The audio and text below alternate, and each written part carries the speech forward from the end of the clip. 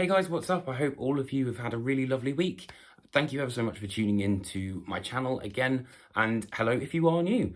So if you've never seen one of these before, basically what I do is I go through every month and talk about some of my favourite albums that I didn't necessarily feature as a review or interview or anything like that. So the first is Aduanten and Sullen Cadence.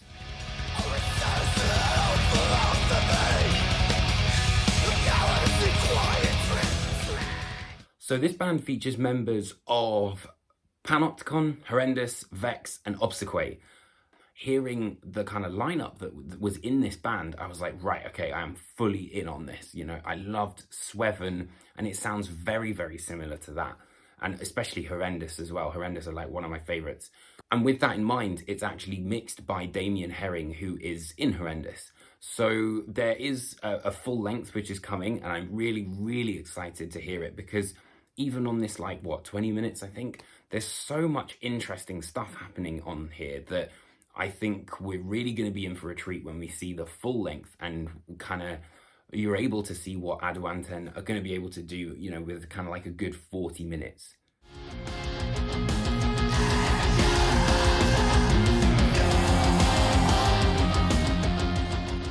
Now, if you are unfamiliar with this band, it's a one-woman project from the fantastic Serena Cherry, who is also in Svalbard.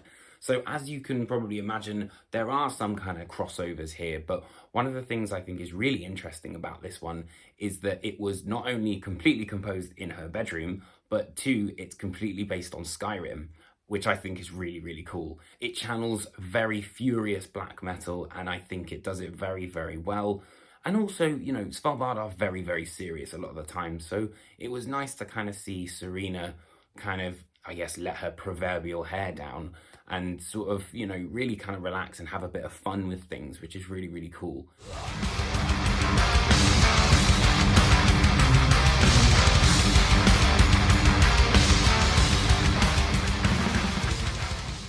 So this will appeal to fans of like Voivod, that sort of space thrash, quite angular riffs as well at the same time.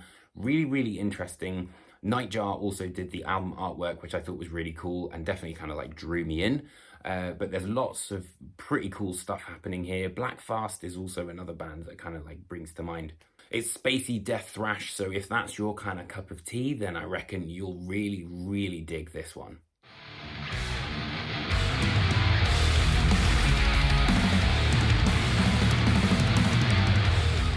Next up is Grave Miasma with Abyss of Wrathful Deities. Try and say that when you've had a skinful.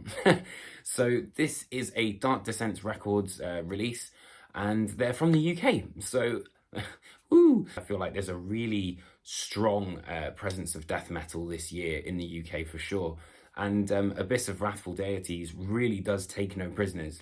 It's very old school, you know, it's quite sort of caveman riffs in places, but then there's a bit more sophistication in there as well, which is one of the reasons that I wanted to include it on this list. When a lot of bands kind of try and emulate this sort of sound, but don't necessarily kind of do it really well, which I think is really cool.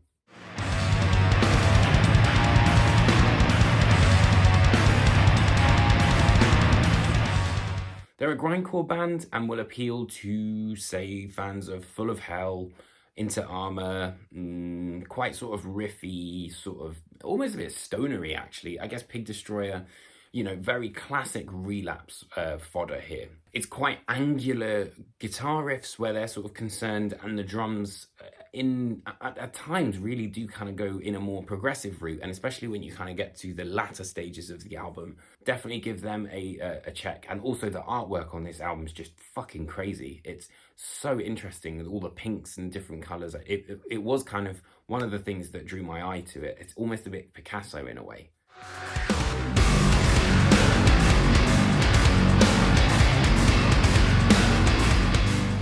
Actually, I've kind of always had a bit of trouble with Vola. Like, there's part of me which really do enjoy their sound, and then there's part of me which just kind of never quite latched on to it.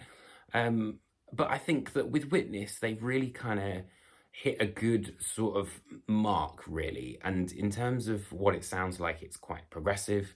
nods to sort of like, you know, Tesseract, Wheel, Leprous, that sort of new era, I think, of progressive metal. And apart from the sort of one track where there's a bit of rapping, which I kind of get what they were trying to do, but it just feels a little bit cringy for me personally. But I respect the fact that they're trying to kind of go out of their comfort zone and try something new. It's definitely an interesting album.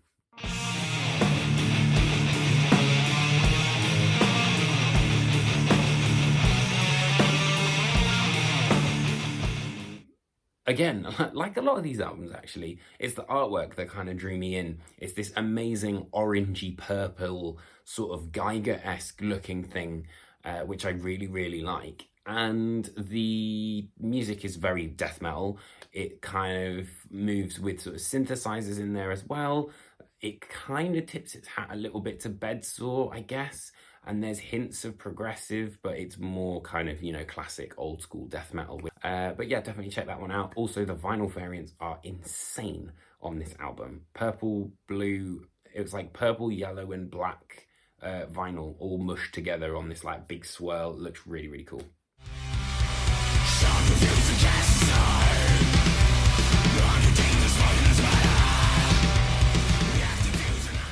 So this next album is a band that I'd not actually heard of, but seeing a lot of people post on Instagram made me kind of check it out, and I'm really glad that I did, to be honest. The band are called Vokonis, and the album is Odyssey, and kind of reading up about the band, they're from Sweden.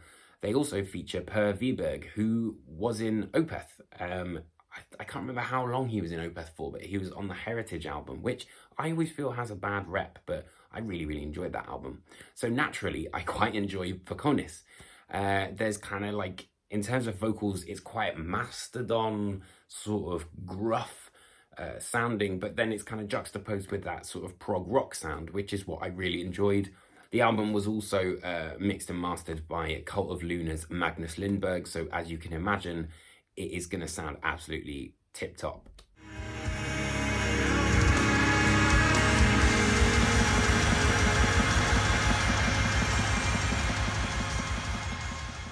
And finally, I end my list with Panopticon and Again Into the Light. So this is a band kind of similar to like Portal, I guess, that I just heard a lot about, but I've never really kind of delved into.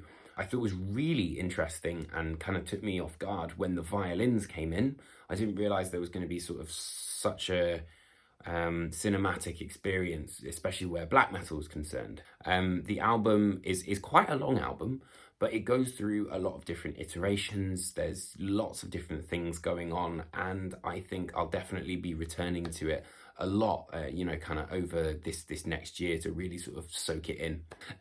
Let me know what you guys have been listening to, as I'm always open for any recommendations whatsoever. And drop a comment, and also if you do want to support the channel, I really, really appreciate it. You can head to my Ko-fi page right underneath me. Let me know what you think, and I'll see you very, very soon. Take care, my friends.